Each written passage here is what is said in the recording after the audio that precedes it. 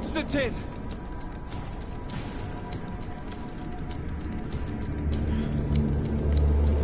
Restrain him!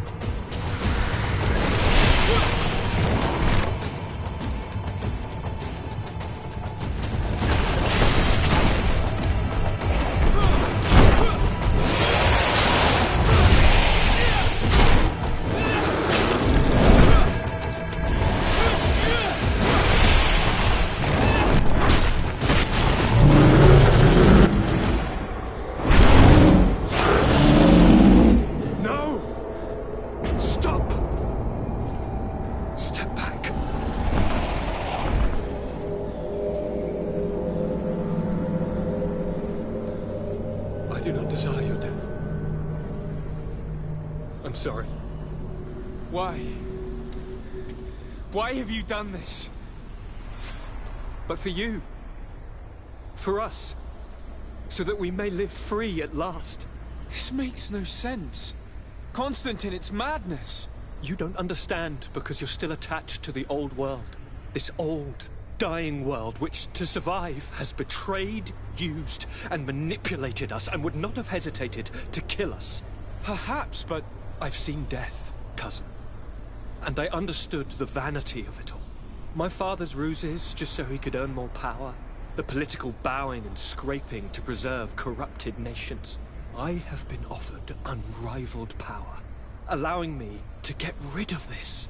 To send the old world back to its inevitable death and to build something new here. Something unique. And this new world is my gift to you. You and I could be its new gods, the immortal and benevolent monarchs. He himself is the incarnation of the old world he is speaking of. He has its vices and its poison. For his own immortality, he's prepared to destroy everything around him, to break millennia of cycles. I implore you, flesh of my land, think of all the lives that will come to an end to feed his pride. Don't listen to this old god. He's like all the others, after all, clinging to life. All you have to do is to bind yourself here, with me. And we will be gods together, forever.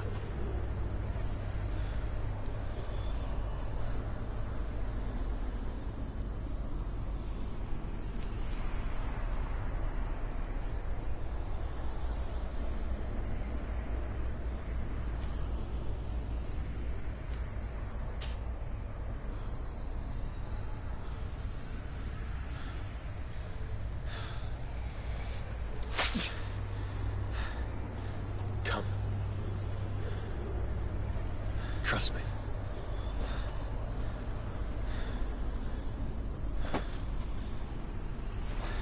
You won't regret it, cousin.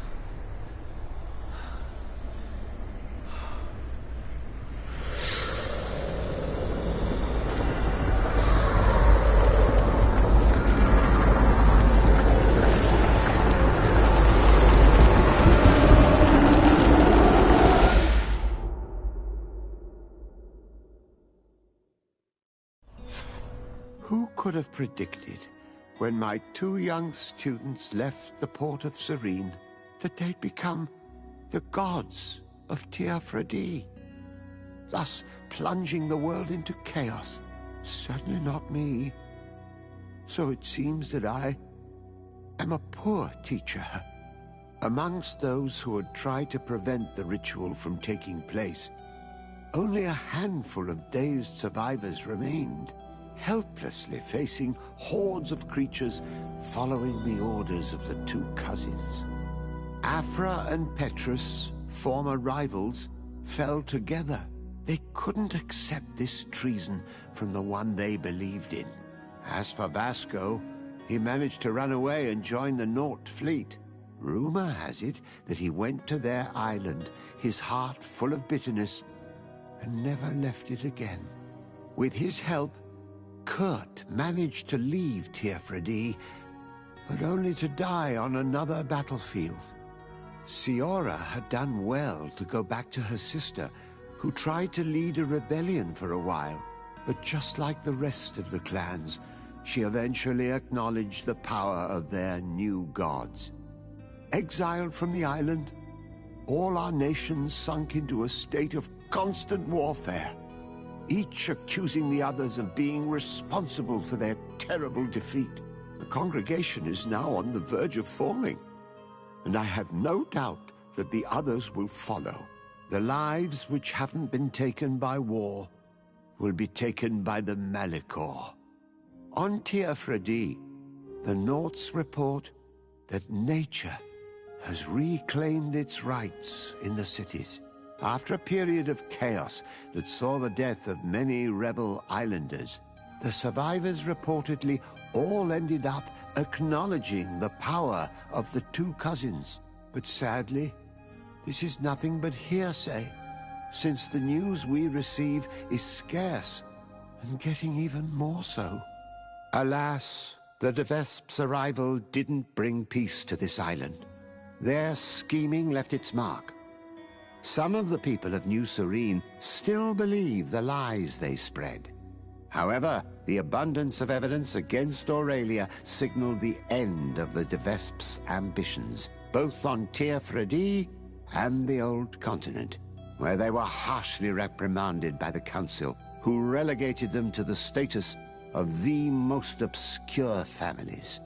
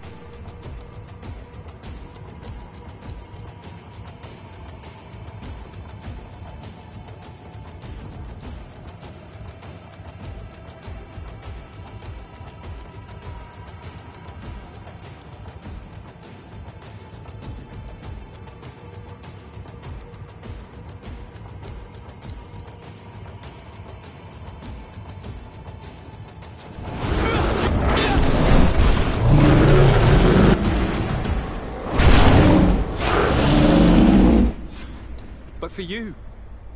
This makes no... You don't understand. It's old. Perhaps I've seen death. My father, and this, He himself... All you have to do... Come.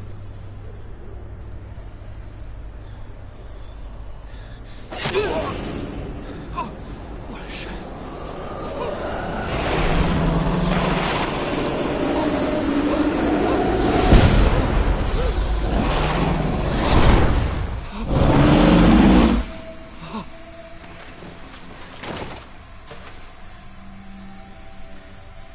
Good night, sweet prince.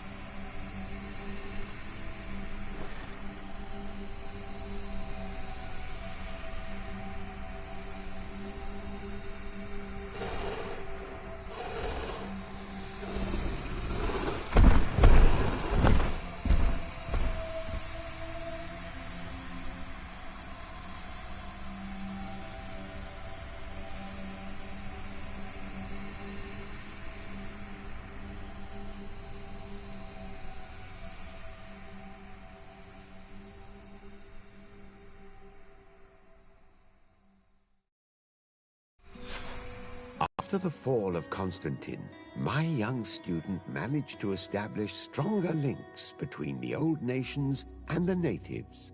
Some of their donegada were even invited to the continent, and with their help, it slowly became a land filled with life again. And for the first time in a long while, the number of cases of the Malichor is decreasing. Those who bravely fought at Dorhad Genadu were celebrated everywhere. After all, if it weren't for this unlikely alliance, the island would have fallen into Constantine's greedy hands. Sieglinde took Kurt as an advisor, but he insisted on keeping his place alongside his former student and friend, watching his back, as he always had. Siora obtained the title of Marl of the Red Spears alongside her twin. She leads them with wisdom, but often reunites with the one she still calls her Karants. Afra set aside her weapons and went back to her research on the native culture and flora of the island. It is said that she is even writing a book with the help of Dunkas's clan when not visiting her friends. For his bravery, Vasco was awarded the rank of commander. He now travels the sea at the head of a whole fleet, but he often comes back to visit his brother-in-arms. Petrus's ambitions have finally been fulfilled. He obtained the much-coveted title of Cardinal. Despite the responsibilities implied by such a title, he still sometimes visits the one he calls his child. Despite the help Ulan received, which allowed him to restore the importance of the seaside Nemeus, he still had to renounce the role of Marl as he faced the contempt of the other clans. Her friendship with Aranaigse helped Deirdre to overcome her reticence. She willfully accepted to follow the orders of her new High King. Dunkas and his people spent a lot of time with savants and theologians. Patiently, they shared their knowledge of the earth and learnt new techniques from one another, and in so doing, they restored balance between the new world and the old. Following the investigations revealing the horrifying practices of Dr. Asili, the Alliance changed their methods and even appointed an ethics council to oversee the work of its scholars. The public revelations of St. Matthias's life led to a deep change in Ptolemy. The Ordo Luminis was dismantled for good, and the missionaries' purpose is now to establish dialogue rather than conversion. Aware that their culture of secrets would lead them to their demise, the Nords changed their methods. They welcomed numerous new recruits amongst them, notably natives. Under Sieglinde's control, the Guard returned to the honorable values that had made its reputation. And they did so all the more easily, now that their shadiest members were out of the picture. Alas, The de Vesp's arrival didn't bring peace to this island. Their scheming left its mark. Some of the people of New Serene still believe the lies they spread. However, the abundance of evidence against Aurelia signaled the end of the de Vesp's ambitions, both on Teofredi and the Old Continent, where they were harshly reprimanded by the Council, who relegated them to the status of the most obscure families.